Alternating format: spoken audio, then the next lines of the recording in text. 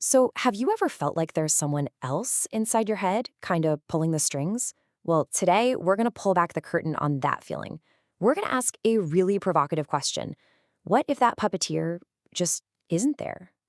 You know that feeling, right? That inner tug of war. Like one part of you wants to get up and be productive, but another part just wants to stay on the couch. It feels like you're not fully in charge. So, to really get to the bottom of this, we're going to start with a surprisingly simple story.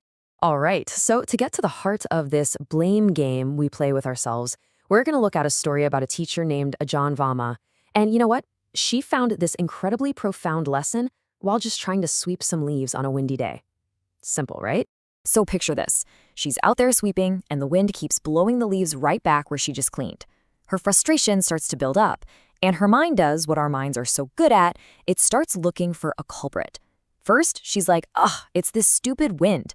But then she thinks, wait a minute, the wind is only a problem because of the leaves. So, okay, now it's the leaves' fault.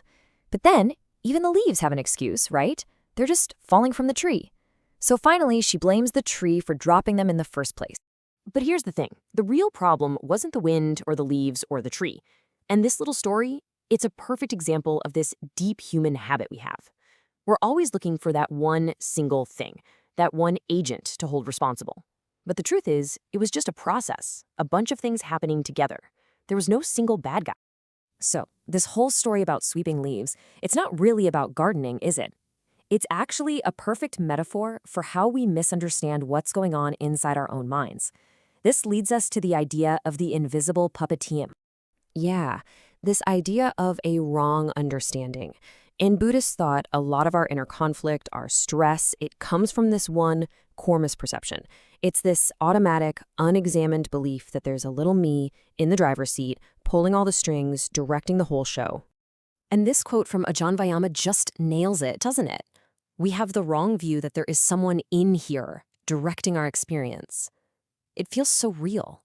That sense of a central me is so intuitive, so normal, that we almost never stop and ask ourselves, wait a second, is that actually true? Is there really someone in charge? Okay, so let's do that. Let's actually investigate this. Let's deconstruct this director. And we're not going to do it like some big philosophical debate. Nope. We're going to do it by just looking closely at our own moment-to-moment experience. Because when you really look, what you find is that the self isn't a thing. It's not a noun. It's more like a verb. It's a dynamic process. It's this constant dance between your mind and your body, between you and the world around you, and even between this present moment and everything that's ever happened to you. It's always in motion. And maybe the best proof that there's no all-powerful puppeteer is an experiment you can do right now. Seriously, just try to stop thinking for like 10 seconds. Just nothing.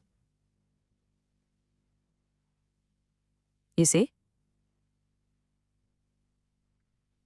It's impossible. As the quote says, when you truly watch your mind, you see how out of control it is. Thoughts just pop up. Feelings just appear.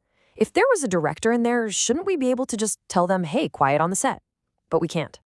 Okay, let's get even more logical about this. We can use what's called the ownership test. The idea is super simple. If something is truly me, if it's really mine, then I should have absolute 100% control over it.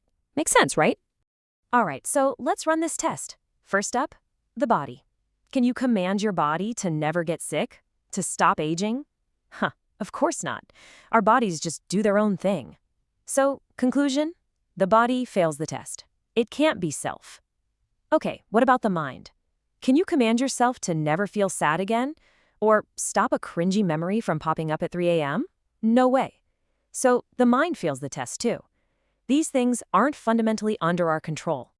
So, if there's no director, then what the heck is going on? What's the alternative? Well, it leads to a whole new way of seeing. Instead of being the main actor in a drama that I am directing, we can shift to being the observer, just watching this whole interconnected process unfold. And the tool for making this shift? It's mindfulness. Now, a lot of people think mindfulness is about emptying your mind, but that's not it at all. It's about changing your relationship with your thoughts and feelings. It's the skill of just noticing what's happening in there, dispassionately, without judgment, and without getting totally carried away by the story. And this is the huge shift in perspective right here. You go from being the unconscious actor, completely swept up in the drama, totally identifying with every thought and feeling, to becoming the conscious observer.